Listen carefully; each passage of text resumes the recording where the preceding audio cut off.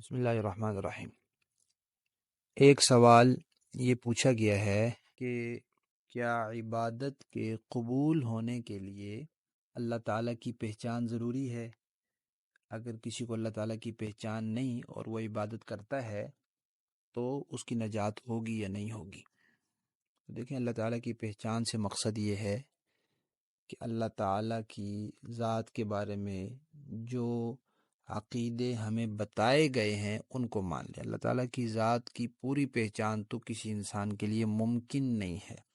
اللہ تعالیٰ کی حقیقت کو تو کوئی نہیں جان سکتا، لیکن یہ جاننا کہ یہ میرے معبود ہیں، یہ خالق ہیں، یہ مالک ہیں، یہ موجود ہیں، یہ اکیلے ہیں، اور اللہ تعالیٰ کی ذات سے متعلق جو عقائد ہمیں ہمارے دین نے بتائے ہیں ان کو ماننا، جب تک ان کو نہیں مانے گا وہ مسلمان ہی نہیں ہوگا۔ یعنی اس نے اللہ تعالیٰ کی حیثیت کو تسلیم نہیں کیا، اور جب حیثیت کو تسلیم نہیں کیا تو پھر اس کے اعمال کا کوئی بھروسہ نہیں ہے۔